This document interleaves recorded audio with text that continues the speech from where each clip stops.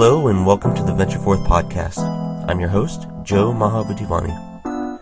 We'll be chatting with some of the most interesting founders, startups, and VCs about the experiences that led them to where they are today, what they're currently working on, as well as the journey ahead of them.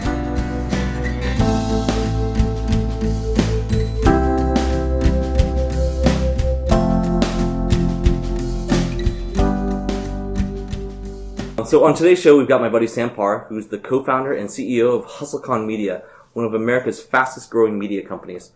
The company hosts the world-famous HustleCon, Pizza and 40s, and the Con conferences, featuring amazing hustlers like Men's Warehouse founder George Zimmer, controversial author Tucker Max, and Adam Lisagor, otherwise known as that bearded guy in all of the startup marketing videos. He loves vintage motorcycles, pit bulls named Sid, and hustling every day. And I'm super excited to welcome Sam to the show. What's up? All right, Sam. So you got... Wait, so you describe us as an events company. We are a media brand that happens to have an event. Did I? I apologize. We also have 250,000 daily readers for our site, and that's where the real business is. That's amazing. And I'll definitely get to that because I'm curious about how you got 250,000 readers, because that's amazing. So what's that? 250,000 times 30, whatever. That would 5 million a month? 7.5. Is it? Oh, wow. I think so. So your background in hustling is super eclectic. So can you tell us a little bit about that?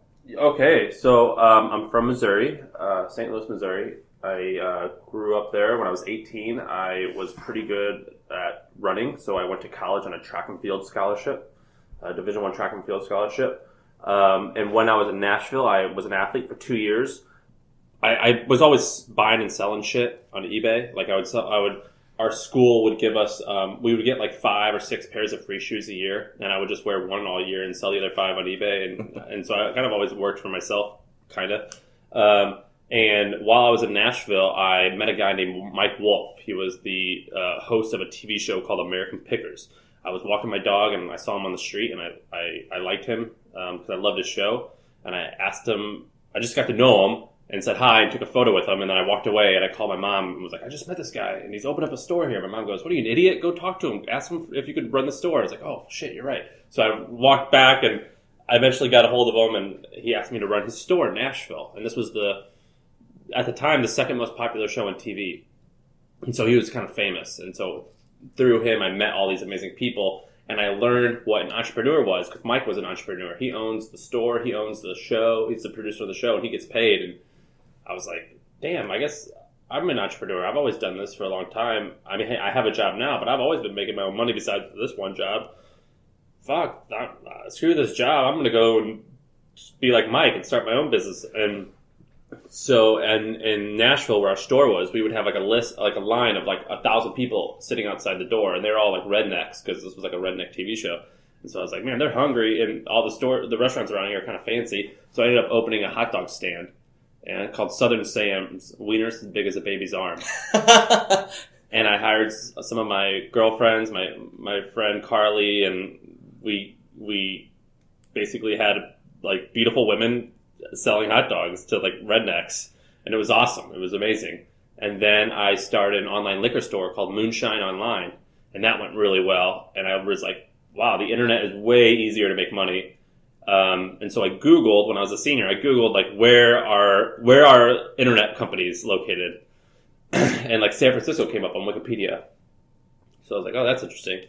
I've never been to San Francisco. I've never been to California. I've never been west of Colorado.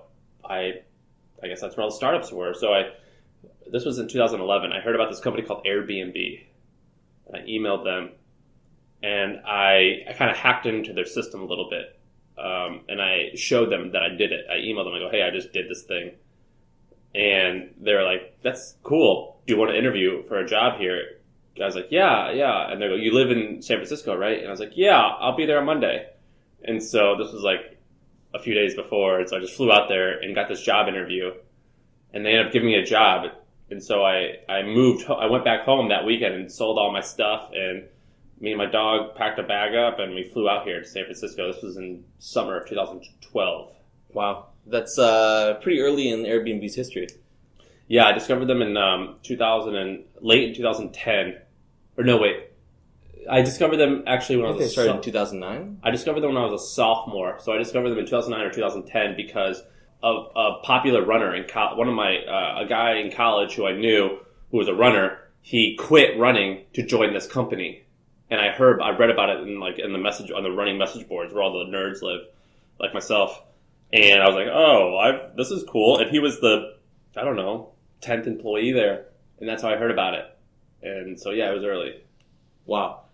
So how long were you at Airbnb? Never. I wasn't. So they offered me a job, and I moved out here. And when I moved out here for my interview, when I visited for my interview, I met this guy named John on an Airbnb. And he was the first person I'd ever met who was my age, who was making money on their own, like had their own business.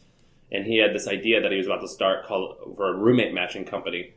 And so I was like, that's cool. I kind of got to know him. And then I went to my interview, got the job, moved back home, or went back to Nashville, packed my shit up, moved back out to Airbnb right after the interview.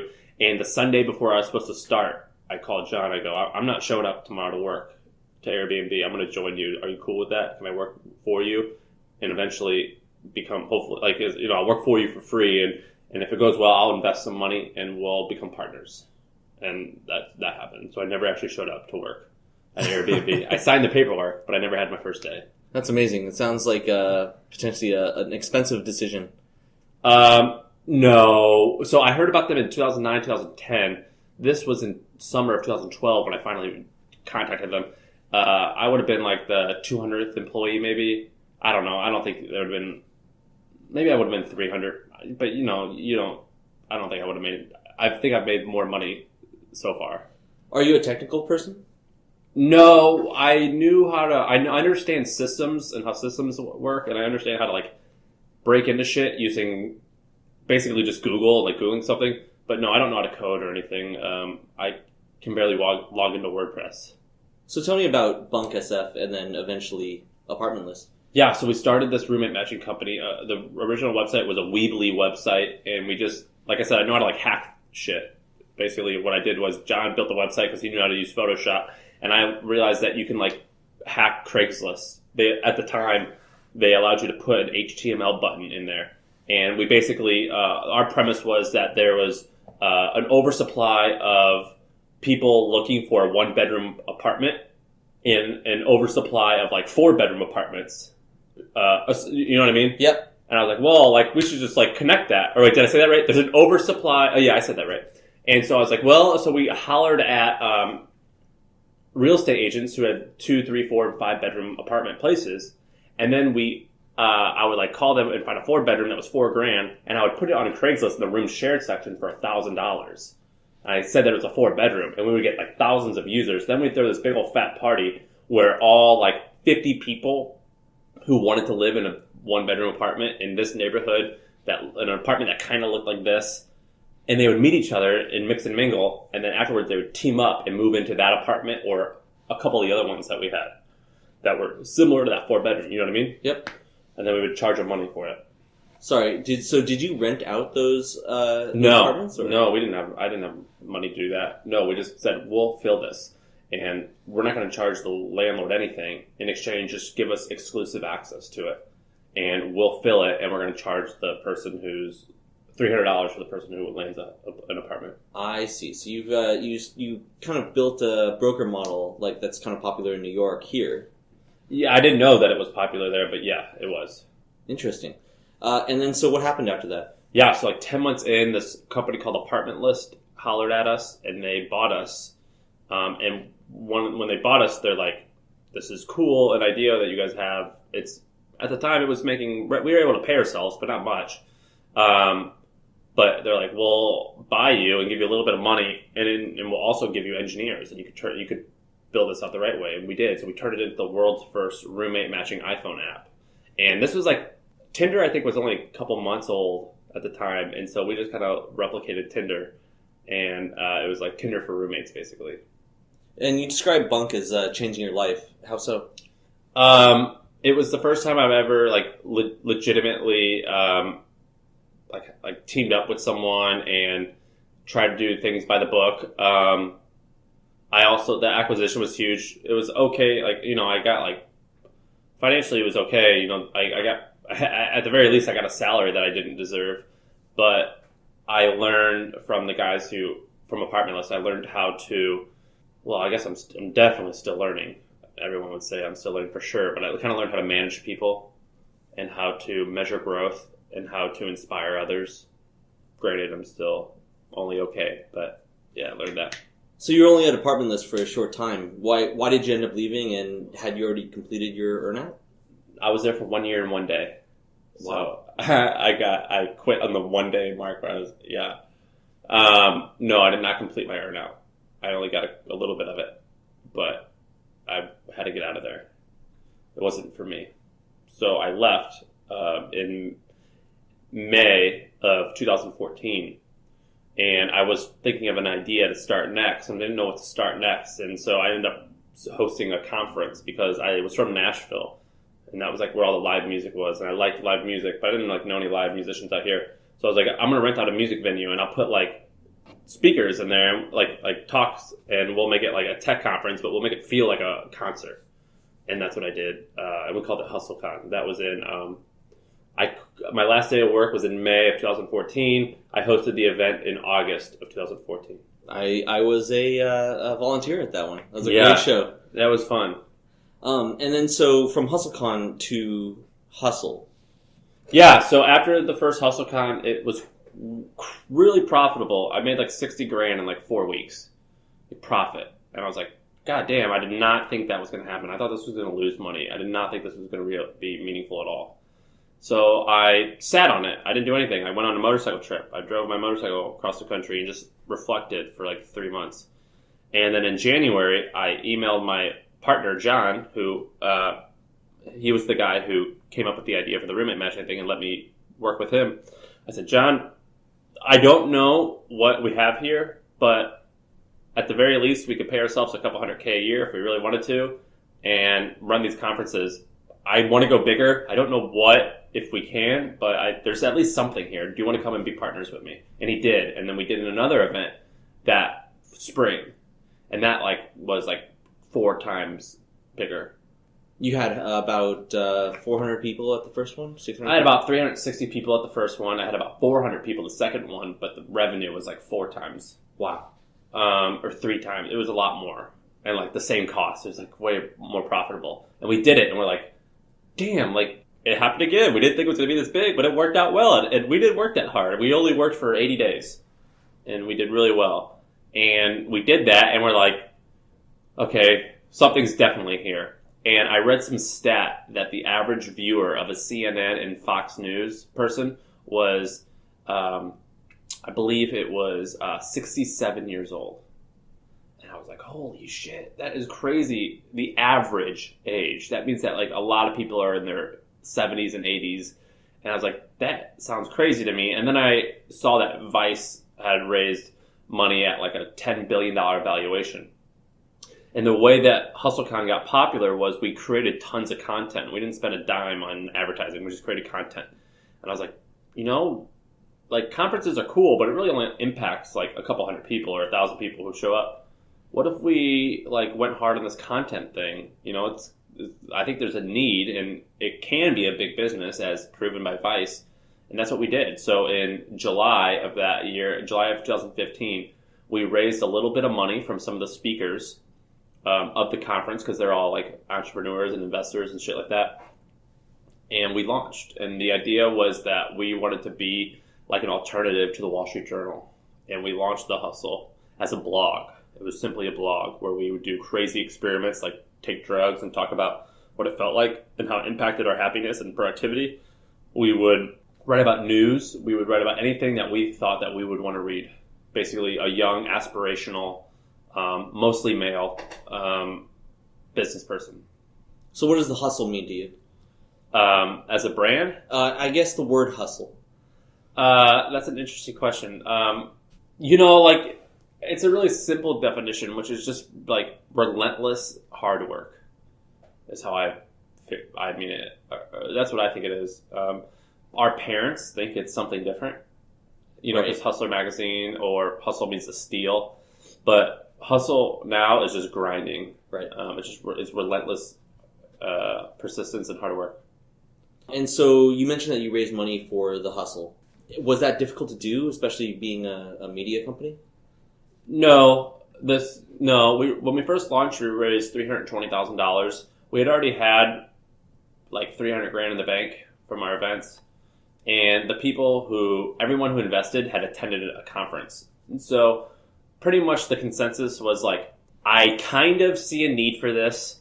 I kind of see a business model for this, but I 100% know that you can pull shit off. I'm going to trust you. Yeah, I mean, as somebody who puts on conferences myself, I know how stressful they can be, but for a short amount of time. One of the hardest things, though, is to secure great speakers, and you have never had any trouble, it seems, having a great lineup. What goes into creating that lineup?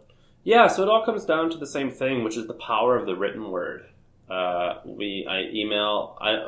little less now, but cold email like crazy. We're world class at copywriting and cold emailing, and what copywriting and being good at writing, which basically just means understanding what motivates people and using the written word to satisfy their wants and needs.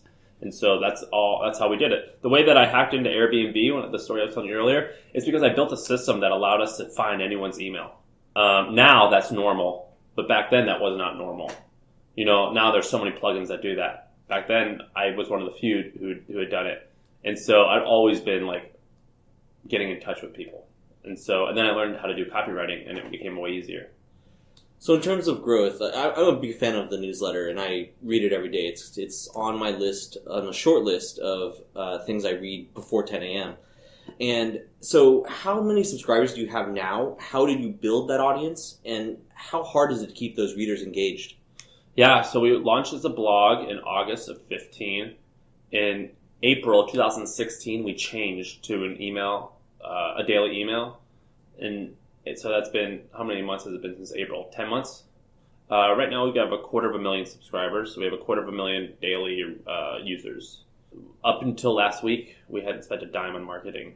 It all been, it had just been organic. Mostly word of mouth, and we also created some software that we now have 1,200 or 1,300 ambassadors. And ambassadors become an ambassador by getting a unique URL and sharing it and inviting their friends to join the hustle. And that's probably the biggest way we've grown. Do they get something for that? If they get 4 people, they get invited to our private group online where we have AMAs. Like we had Tim Ferriss come on last week. If they get, the numbers are always changing because we're testing it. If they get, like, let's say 15, they get a t-shirt. If they get 10, they get a sticker. If they get 15, they get a t-shirt. If they get 50, they get a hoodie. If they get 100, they get a hat. Yeah, so they get we have all types of swag. Like here's my hustle hat. This is great radio, by the way. Yeah, let me put it on. There you go. I got my hustle hat. Yeah, so you get all types of crap. And is this like an annual program? So like Yelp Elite, for instance? We mail them stuff every 2 weeks. Or no, now it's every 3 weeks. So once you're in the club, you're in the club. Yeah, and then like sometimes you'll get free tickets to our events. Oh, that's yeah, it's like an online thing, and right now they're like built like so. Now there's like a Slack channel that they created for themselves. It's pretty cool. You need a subreddit next. I do. Yeah, so we have a Facebook group that's super active. Are you part of that? I am not, but I will be now. I'll invite you to it. Yeah, so we have like a Facebook group that's super active. People are like helping each other get jobs, and we have a Slack group. It's cool. So what was the most popular story? Was there like a big breakout hit? Yeah, there was probably 3 or 4. The very first article we'd ever launched, it was about a friend who we have in common, I believe. We basically read this friend of ours. He's like a normal, nice, nerdy guy. Like he's like a peer. He's like a cool guy. But he like created an alter ego where he was like a pickup artist, and he wrote books about that. And he didn't actually write the books. He like outsourced it and paid Filipinos $300 to do it. And then he paid these other people to review the book. And he basically just hacked the system and ended up making like $50,000 or $60,000 a month selling ebooks on like a topic that he didn't really know that well, because he also had like other niches where it was like cleaning supplies books, like 101 natural ways that baking soda helps your house. It's just stupid. Anyway, and then we also knew that there was all these like pseudo authors who put best-selling Kindle author on their Amazon, on their LinkedIn, and we're like, that is bullshit. That is stupid. That's misleading. And so what we did was we outed these people for doing that, and then we plagiarized another book to prove that we could make it become a bestseller, and we put bestseller on all of our LinkedIn profiles, and that was the first big article. That probably reached 250,000 people in our first week of existence, and that was crazy. And then after that, we lived on Soylent for a month only and wrote about it, and then we took LSD. Now, I won't say who did it, obviously, because it was anonymous, but somebody took LSD and wrote about how it impacted their life. Sam's winking at me right now. Yeah, right. It was not me, I can say that. I don't do pretty straight. So most of the newsletters that I subscribe to have like way too much content, but you guys have 3, like it's the same length, like 3 stories every day. 5 stories every day. Yeah, that's good that you don't know that. Interesting. That means that you're reading. I'm totally reading the whole thing. I don't know how. So how do you decide on like how long it should be? Because like there's stuff that's too long and then it breaks off in Gmail and I have to click something to like download the rest and stuff. Not for us. No, not for you. But yeah, so you have to understand how email works. I forget what the size is, but it has to be under a certain size so it won't ever get clipped. And we know what size that is, and so we like measure it before we send it. Yeah, so like we use copywriting techniques, and using that we kind of know the right length for a story. I would say like we use a lot of data to tell us what our readers like, but really we treat our writers' room kind of like the Jimmy Fallon show or like Saturday Night Live, where Lindsay and Kendall, our writers, Lindsay wants to be like Tina Fey. She wants to be a comedian.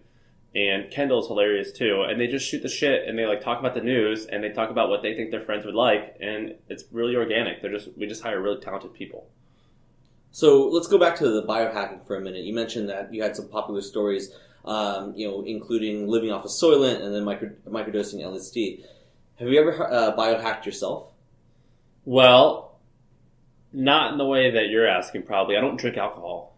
I remember when I first met you, you were a little bit heavier.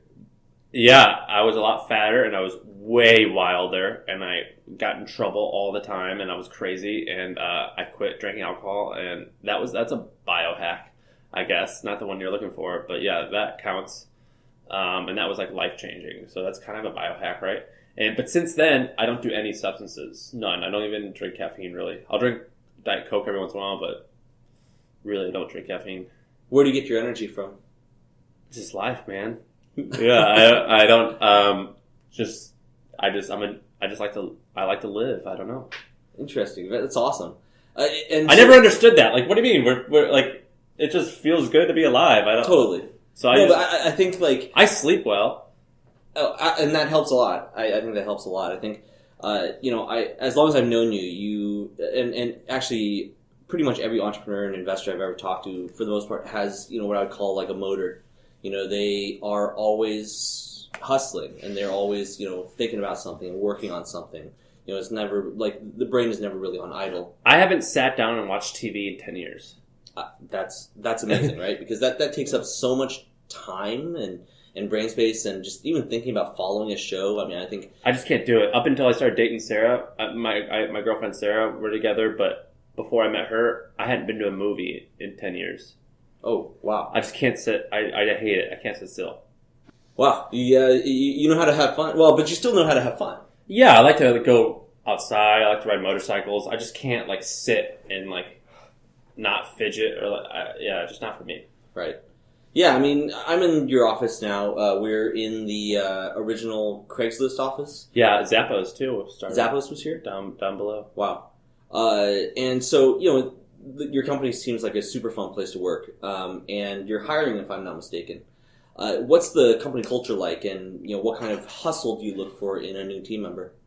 Yeah, so our culture is evolving big time, purposely. I used to be a lot more conservative in terms of innovation and things like that, which I'm desperately trying to get out of that. But our company culture is extremely hardworking. We work very hard.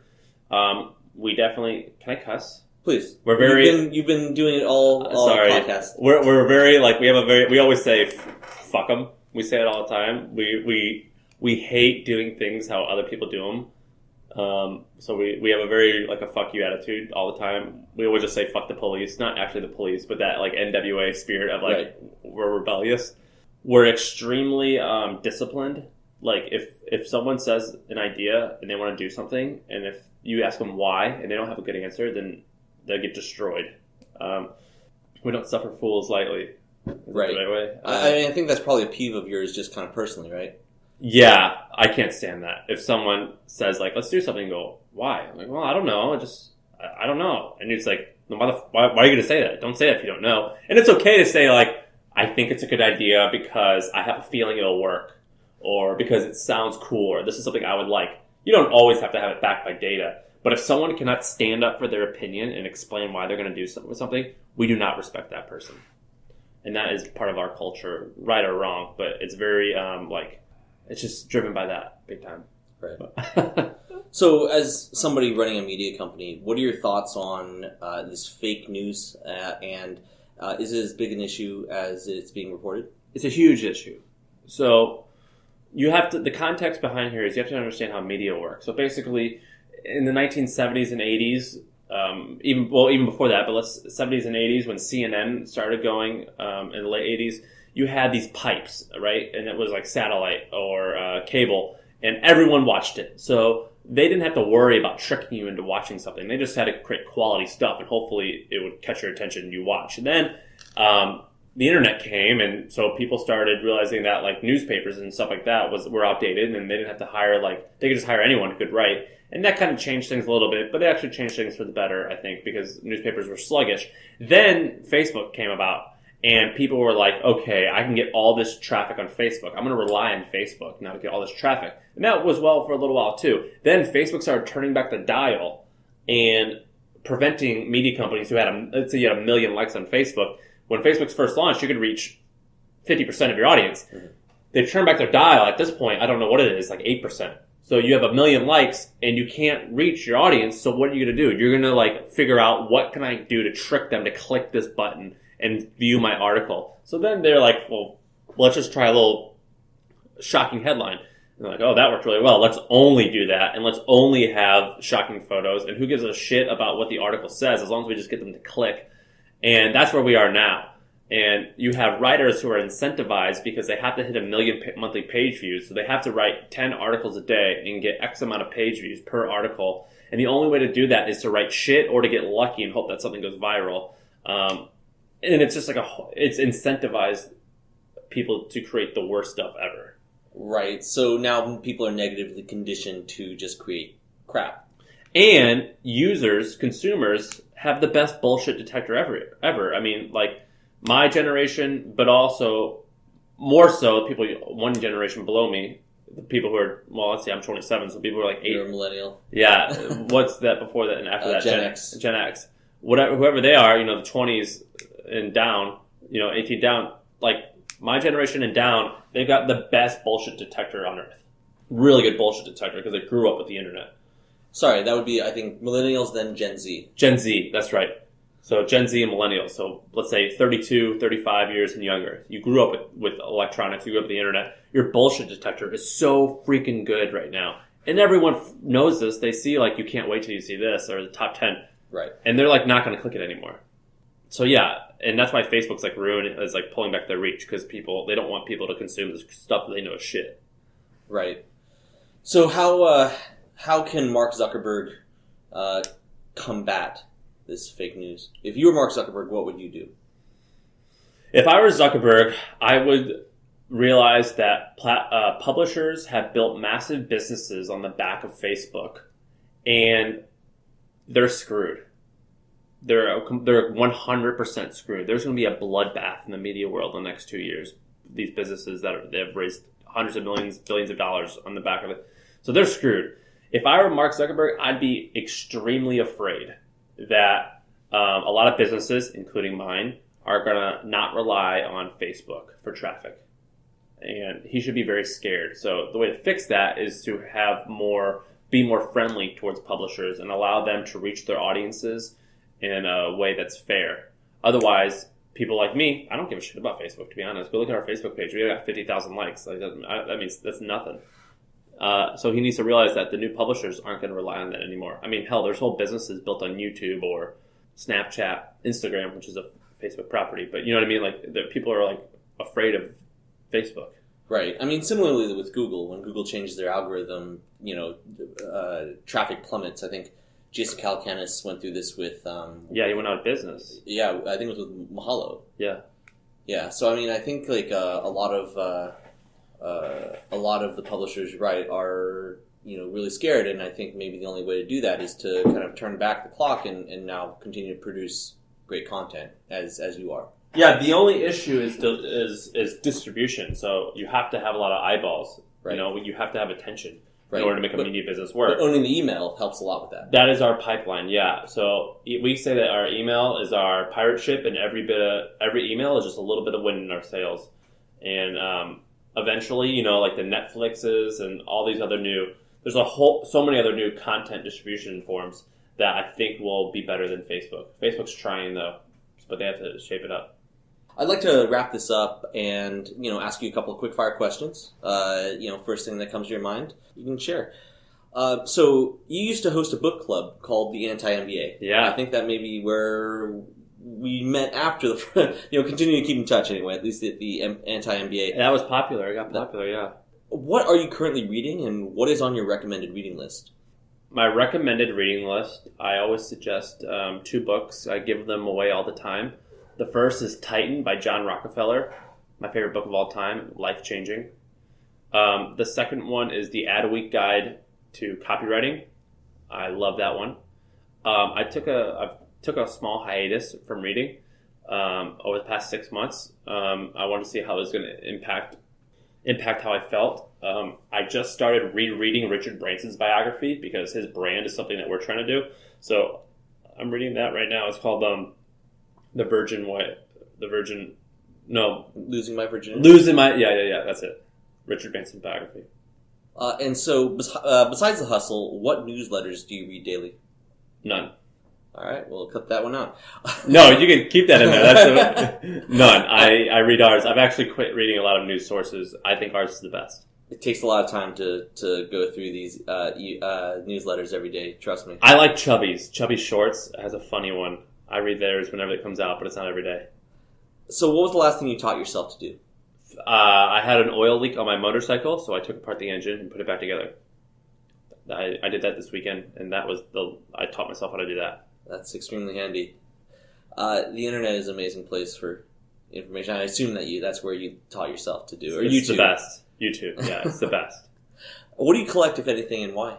Vintage motorcycles and vintage Americana clothing, in particular, how it relates to motorcycles. So I like vintage leather jackets. I like vintage Levi jeans and old boots, motorcycle boots.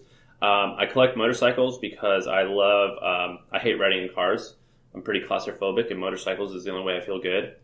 And it makes me you don't really think about a lot when you're riding a motorcycle because you have so much going on. And so it's a good release. And I like vintage denim because every pair is very different from any other pair. And vintage denim is made from a certain type of denim where the more you wear it, the more your texture and the colors get into the jean. And I think it's really cool that you can kind of wear something and it almost turns into a piece of art. Very cool. And so finally, what's something that you feel strongly about that not many people know? Well, there's a lot. I'm just so adamantly against drunk driving. I had a friend who died from it. I used to get in trouble for doing a lot of stuff involving drinking, and I see the damage that it can cause people. So I donate money to drunk driving causes, and anytime I see someone intoxicated and driving, I have a little nightmare or a little panic attack, and I try my hardest to prevent it, but hugely against drunk driving. Wow. That's something that I think is super important. I mean, every time that I agree, every time I see it on the road, you should never use your phone while you're driving, but I'll pull out the phone and I'll report it. Yeah, and it's something that when I was a kid, I was wild and I used to do crazy shit like that, and then I think it back, I'm like, that was so stupid. That was so dumb. And now Uber is around and just there's no excuse now. And so it's just super important to be aware of your body and where you are and just have the self-awareness to know that you shouldn't drive. Right. Cool. Well, I really want to thank you for your time today to be on the podcast, and really enjoyed speaking with you and learning more about your history and the hustle. Thank you for sharing your story. Sounds good. Thank you.